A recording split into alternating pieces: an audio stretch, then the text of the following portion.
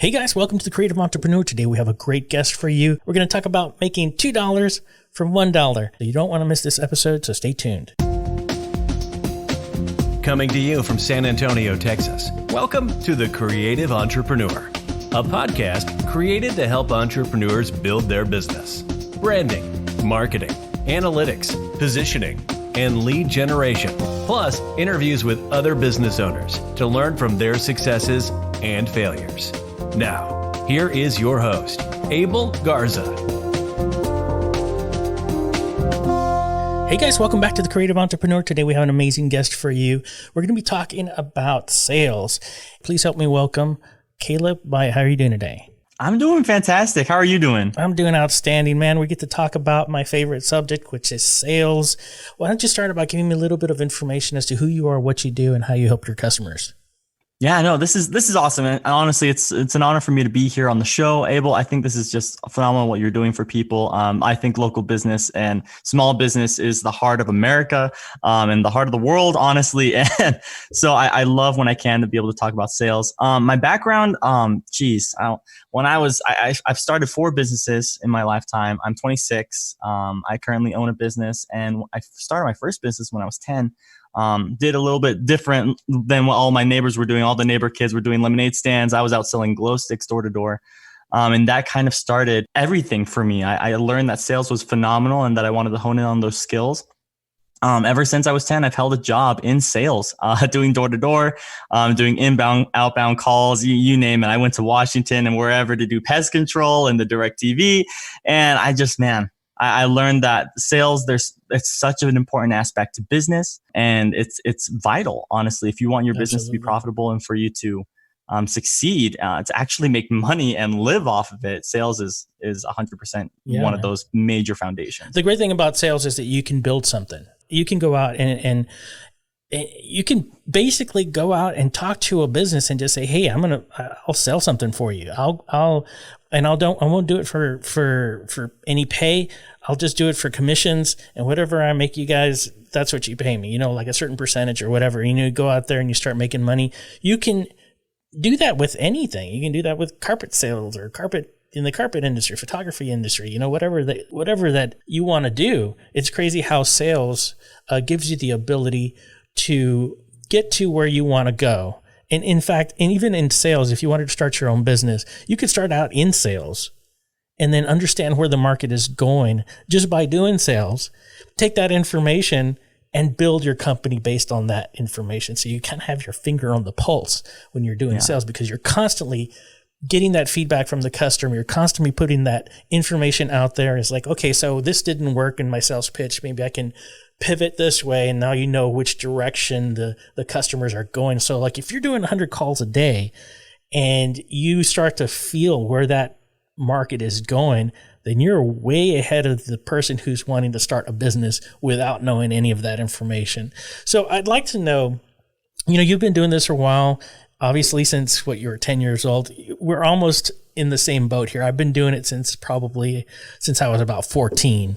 Not as young as 10, which the ambition is there, I can see. But you're still young and you got a lot of ambition. I can see the passion behind it. And sales is a great way for people to get their foot in the door in a certain market. How did you get started? What is it that you're doing right now that kind of motivates you to continue this trend in sales? So, and that's a fantastic question. I think it has a lot to do with kind of my background, where my parents come from. My dad is an immigrant. He came from Peru. And while he was here in America, he was here at the age of like 8 or 9, and he didn't learn English till he was about 16 years old. And there wasn't a real big drive for him to do anything great in school. His parents were just kind of like, you can go to McDonald's, stay at McDonald's, just do it, get a job and just sustain yourself, survive basically. Mm-hmm. So my dad did what everyone else did and was like, oh, I'll just get a business degree in college. And then he left college and was like, this is useless. There's not a lot I can do with this. So trying to find his footing in the world with my small family was hard. He was in the military. He was a police officer, and then he just bounced around trying different things every now and then. But he really tried to instill what he didn't have growing up in his children, me and my siblings. He would constantly sit us down and be like, Kalob, you're Your purpose in life is to impact people. Caleb, if you want to get something, you have to work hard for it and learn how to work efficiently. And we would have these talks all the time. And I think when I was 10 years old and he started telling me like, Caleb, if you want to get, you know, the Pokemon cards or the Pokemon game or the scooter or whatever was going on in the neighborhood I saw kids have, if you want those things, you have to find a way to get them on your own, because I won't be able to get you those things all the time. Oh man, you were way ahead of the game. So I was like, man, this fire, he sparked something in me. And now the only way I can describe it is that there's this flame in me that's like, man, I can do so much, you know, and sales is so beautiful because you were alluding to it earlier, how creative you can be in it. There's no limit. You can think that there are limits to sales, but it's something you can enter into any space. You can do any number of things and you can be incredibly successful. Yeah, man. I mean, what was a turning point?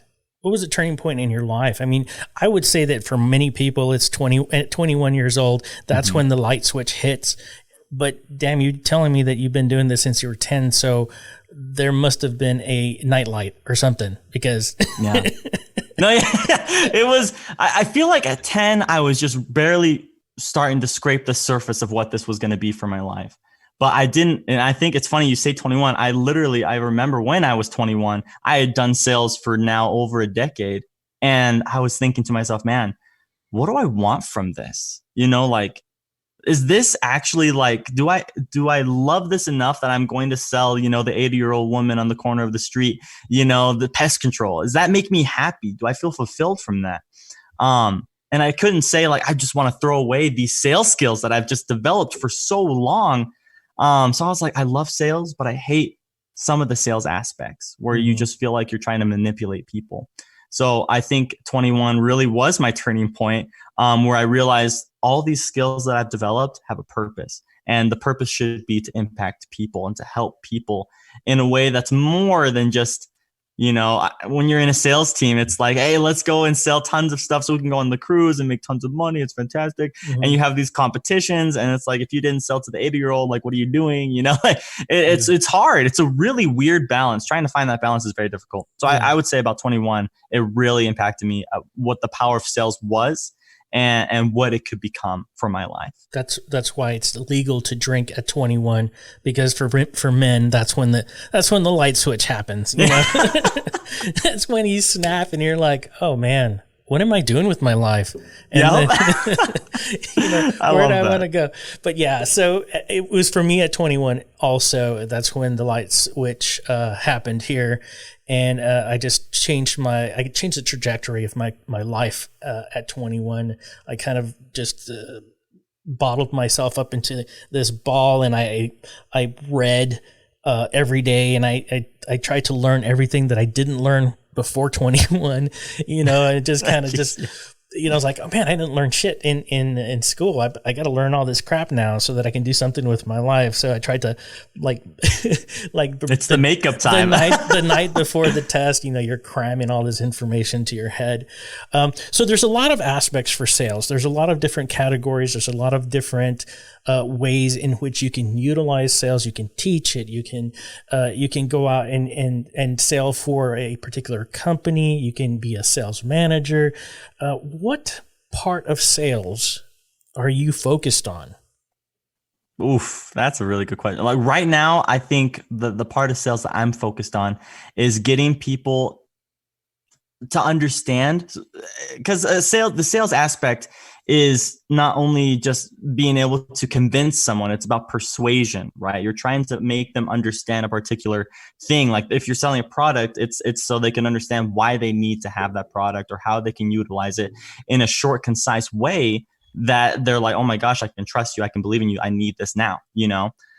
So utilizing sales skills, I'm trying to persuade people to realize that their potential is greater than what they currently think it is. So I like working with people one-on-one. I like taking my time, and I like speaking with them, kind of to their passion. I want to dig down to their core and help them find out, oh my gosh, I do have some sort of small ambition. I want to act on that. What are the next few steps? And then that's where I want to guide them and help them and lead them. So that's where it's kind of focused right So now. are you doing this through training? Are you putting this on your podcast? Because I know you have a podcast. What's the name of your podcast? Oh yeah, my podcast name is Success Quest. So Success Quest. Yeah. So are you teaching people on your podcast how to do these sales? Because I know that there's a lot of techniques that you can use, and you can read every book in the library, and there's gonna be something different as to how you can approach somebody. Your elevator pitch, the 30-second pitch. You can go out and there's all kinds of ways to build your revenue. What is it that you're honing in on as far as your technique? Oof, this is really good. There are so many. So when you go and you're trying to learn sales for the first time, for people who are listening right now who are like, I want to focus on sales because I don't have enough of it in my business. There are so many things you're going to read about, right? Because you're obviously going to look to seek for the knowledge. My biggest thing, if you're starting off and you want to get into sales, is you just got to start doing it, because a lot of the experience the experience you need is the experience going and talking with people instead of reading. I think reading is very helpful, but the ability to just listen is the most important aspect of sales. And it's so funny because when you start off, you're super awkward, right? You're standing in front of someone and they're waiting for you to say something. And it's like, spew everything out, kind of throw up on them, and then hope that something comes out at the end. Yeah. Instead of asking really important questions that guide conversation and then listening to feedback and then getting those little subtle hints like, oh, they're talking about their wife, or they're talking about their kids or their dogs. And you start kind of jumping from there and like, okay, we're going to steer a little bit and talk about those things, and then tie that into how those things apply to what you're providing them. I think the strongest sales technique that you can gain is the strength to listen. Because there's a patience, and it is hard to do sometimes, and it's hard to sit in awkward silence. But when you do, powerful things happen, man. That is something I've seen time and time again. When you just sit there in silence and you're just like, you just wait. You wait for moments to happen, and golden moments happen. It's fantastic. I mean, I've been in sales for a long time, and I've been doing it forever. I've started many of my businesses on sales alone, where I would contact a business and I would just offer my ability to sell their product to start generating some income. And one of the things, I don't know if you know this or not, but we're a photography, videography company. And so one of the ways that I've taught other photographers is there's a way that you can go through a lot of people, like a shit ton of people, in a short period of time, because whenever you're selling, it can be long-winded, and if you need to go through a lot of people, it can take a lot of time. So the best technique for me is that I'm like, hey, my name is Abel Garza. I'm with Graybug Photography. Are you the person that makes the decision to do photography in your business? Whatever. And if not, can you give me their information so I can send you some free information? So I'm just repeating that over and over again. And of course, you're kind of you learn to tweak it over time. You're tweaking your script a little bit depending on how you're going to approach it. And then as soon as you send out that information, then you can follow up with them. Now you have their information, and now you're doing this consistently, and you're going through a lot of people in a very short period of time.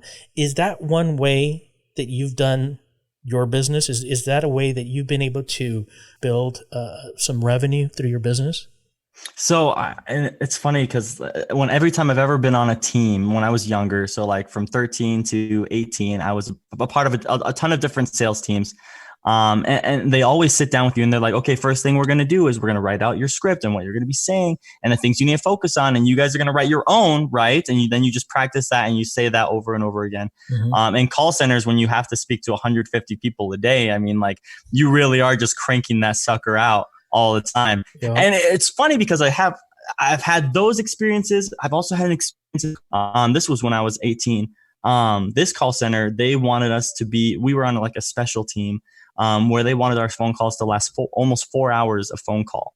And it was the most ridiculous thing I have ever had to do, because it's just it's consistent upsell. That's all it is. You will not let the customer get off the line. They're interested in one thing. At the end of the call, you've sold them 4 or 5 things, and it's just you are talking their ears off.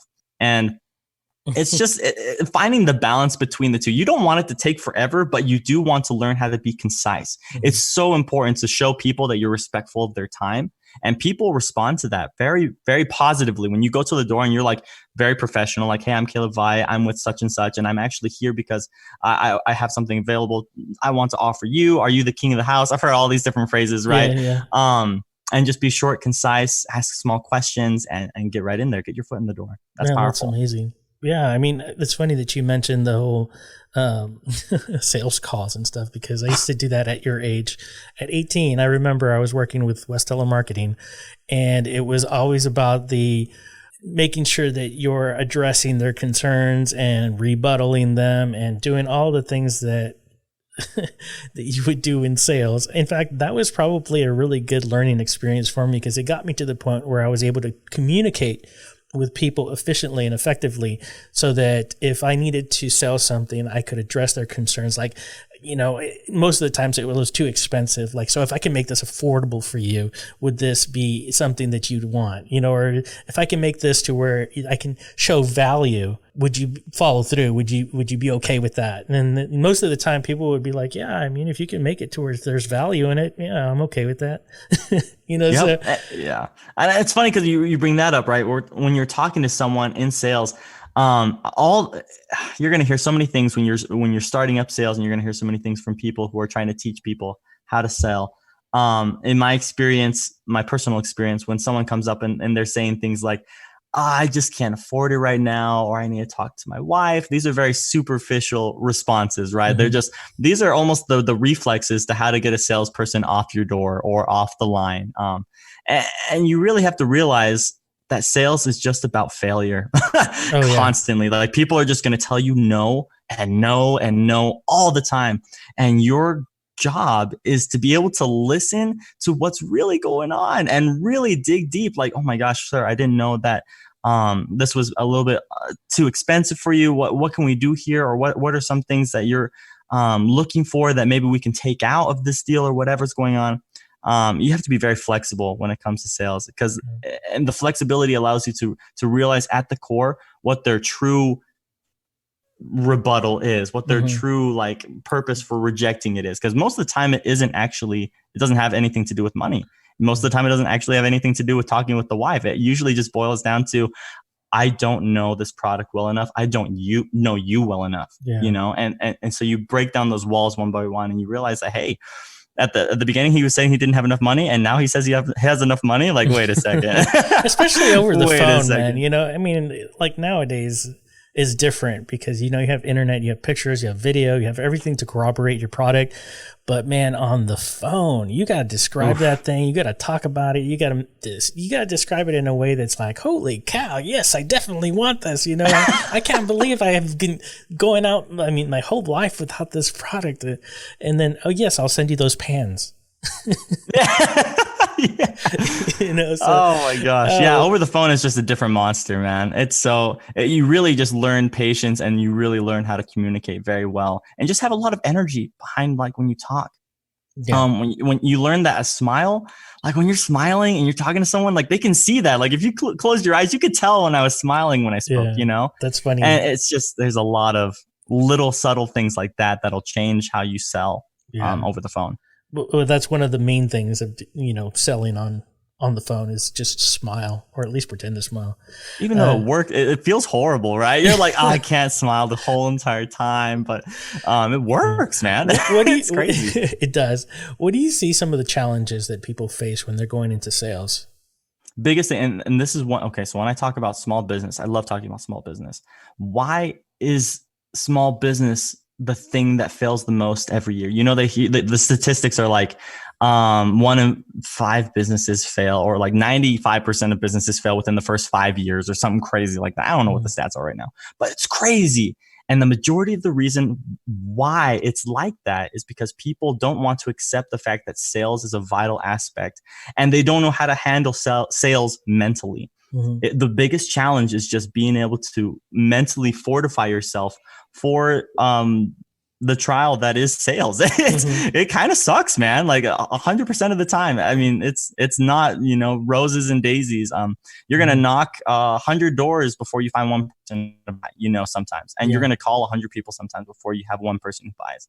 And that's the reality sometimes. And you have to be ready for those moments. Well, it's funny that you mentioned 100 people, because that's almost the sample that you need to start your business. And, when you're doing sales, yes, you can get a good picture of the market. You understand, where it's going, and you have your finger on the pulse. I had a friend come to me one time and he's like, "Hey dude, I'm going to start a carpet cleaning business. And, it's $50,000 to get in. It comes with the equipment. It comes with the van. What do you think?" And I said, "Well, how are you going to do that if everybody in your neighborhood has hardwood floors?" It was like, "Oh shit, I didn't think about that." He was like, "Well, that might be something you might want to look into. What is your next step?" "Well, maybe I can call the home manufacturing building people that they are they putting in hardwood floors, or are they putting in carpet? Maybe you need to invest in hardwood floors." So the viability of a business can be mitigated, not just through sales, but also through research and finding out whether or not that's even a viable option. You never know unless you research it, unless you, research your market, or find out whether or not you need to find out what your strengths are, your competition, whether or not you're going to even be able to get into the business. Do you even freaking know how to clean a carpet? Yeah, you're like, I'm about to buy this stuff, but can I use it?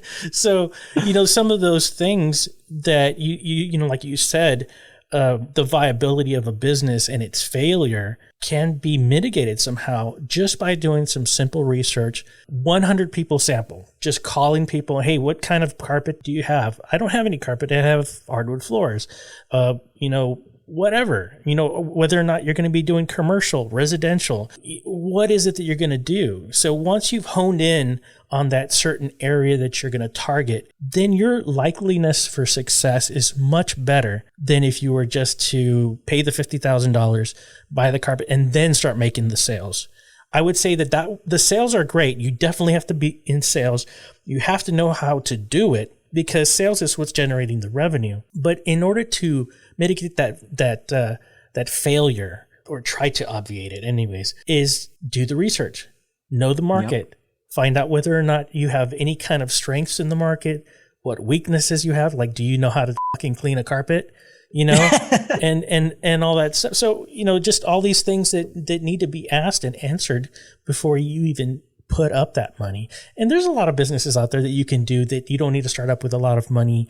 There's a lot of businesses out there that you can do that require very little capital. But if you're going to invest money, if you're going to take your very own money and put it down, you better damn well make sure that what you're putting down is going to be viable. In business, it's never a guarantee. Just like now, I mean, look at what happened. We were just about to kick off second phase of the business, and then halted. Yep. Yep. I mean, I heard the screeching halt of this second phase that we're of our business, and then all of a sudden, our photography business is right now at zero, because obviously we're not taking on any new clients. They keep calling, and wow. I'm just like, well, we're looking at late May, early June, before we start taking any kind of customers. And that's just playing it safe. So we don't know where this is going to go, how small business is going to even be affected. And right now, it doesn't matter what kind of market analysis you're doing or what kind of quick look you're doing. It's not even viable right now, because right now business is just dead. Yeah, this is such a unique time, man. I've never seen anything. I talk with my business buddies all the time, and we're like, what are you doing to be creative in right now? Because this is just a hardship that we're facing with COVID-19. I mean, this is, I don't think I've ever experienced anything like this in my lifetime. And I'm sure a lot of people feel the same way, and they're just like, so how are you coping with it? Since we're talking about COVID, let's might as well talk about it. How are you dealing with COVID right now with as far as your business? So I'm actually one of the very fortunate few. I mean, podcasting obviously is fantastic. It's phenomenal. You can do it from home. Everyone wants to be home anyways. Mm-hmm. But I also have this thing on the side where I'm doing a mentorship at this mental institution. They're called the Arise Society here in Utah. And I mean, we didn't have a plan for how we were going to do things working from home. But it was actually pretty simple to learn, like, oh my gosh, wait, we can just, video chat. Okay, let's do that. Or we can have calls and we can have texts. And we ran it through our CEO, and he was like, this is a phenomenal plan. I built it up with the program director, and now we have a lot of people who are high risk working from home as mentors. And it's fantastic. I just think technology makes things a little bit easier. It's made it a little bit easier for us. I know that there are a lot of other businesses, though, that really need people to be physically there or with a lot of other people. And I just can't even imagine how they're handling it right now. Obviously, I mean, I think I read on the news today, I think it was, that we've lost 10 million jobs in the last 2 weeks. I know that 6.6 million people have just applied for unemployment. Unemployment is what they've applied. 6.6 million people. That blows my mind, man. That's crazy. It is. I mean, I've never lived through anything like this, and I'm hoping that it and you know what? Honestly, I think it's just going to change the way we do business forever. From now on. And I think I heard, I want to say the governor of New York, and he was talking about it, and he's like, it's never going to be the same. And I'm like, yep. I mean, that's the only time I agree with him, but still, it's like, I was like, holy crap, you're right. It's never going to be the same. People are going to be, whatever it is, washing their hands more frequently, not touching their face. Those are all positive. But as far as like business is concerned, there's always going to be this like, oh my God, he's too close to me. And, I'm not going to shake his hands anymore. And there's just this whole culture that has completely revised the way we do this. And in business, it's so important to be, friendly and up close and shaking hands. And now it just seems so distant. And I don't know, man. One of the things that we talked about in the Arise Society, because a big portion of where we generate revenue is where we find students. And we find these students by going to big conferences and conventions across the nation, where we can talk with these parents and we can talk with these ed consultants that are working with the parents, and all of those shut down. I mean, like, no one's having any conventions anymore. No one's having events anymore and meetups, and that affects business big time. I mean, the networking between businesses has been affected drastically. Absolutely. And I feel like that is a huge part of what makes business successful, is the connections that you make and the things that you can offer people in return for the value they can bring toward your business as well. Yeah. So that's just one of those things. And I tell people, I think this is actually I don't think COVID-19 is a good thing, right? But I think the mentality we have when we're sitting at home and we say, what can we do now? I think that's good, because for business in general, at any time, regardless of COVID-19, the important thing about business is having a mentality of adaptation. Mm-hmm. With everything, society changes drastically every 5 years. It's mind-blowing sometimes how technology advances, how people are in more communication, which I can't even fathom. More communication. We're able to communicate even more often than we were in the past. Mm-hmm. And it's just mind-blowing. And businesses fail and fall behind because they're not learning to adapt to the new changes. And so we're sitting at home now because of this crazy epidemic that's happening in the world.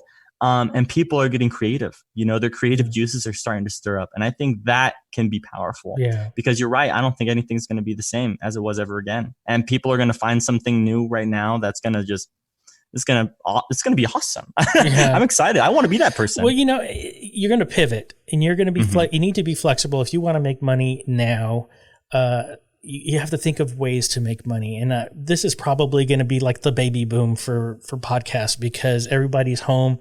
They're being creative. You're like, how can I make money from home? So I guess as long as Amazon keeps delivering, then I guess you can get your microphones and your software and everything that you need to do your podcast. But it's going to be crazy, because this is what I predict. And this is just my prediction. Since we've cut off from the rest of the world, we still have to manufacture. We still have to get supplies. We still have to get everything. and we are going to start manufacturing a lot of this stuff. And you can see it already. You know, a lot of these companies that are manufacturing cars and doing other things, they're getting into other parts of the manufacturing business. And it's not to say that they might not continue. I mean, you might see a General Motors hand sanitizer. I don't know. I know Tito's is doing it, you know, or a General Motors ventilator.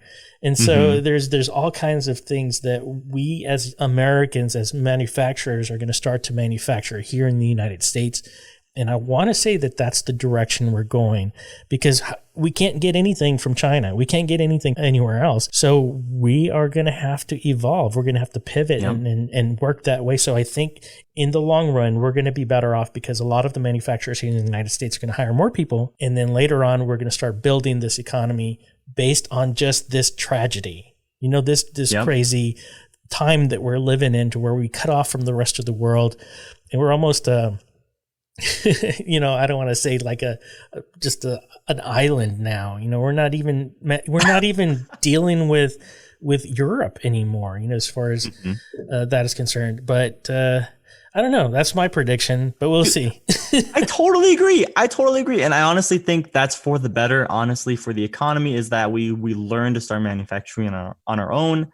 Everything done on American soil is going to be better for us in the long run. And I think more than physically, because COVID-19 is obviously affecting the world physically on some sort of physical level. People are obviously very scared of what it can do to them.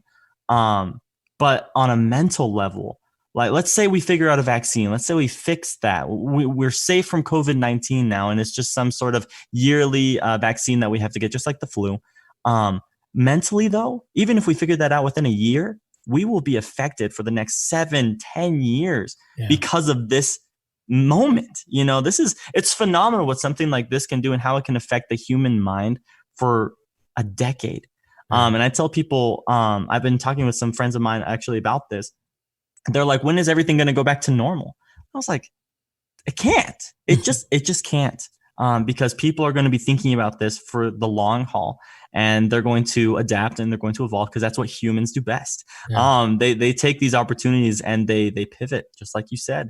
Yeah. And I think 10 years from now, we're going to see a totally different economy than what we were dealing with maybe a year ago, 3 months ago.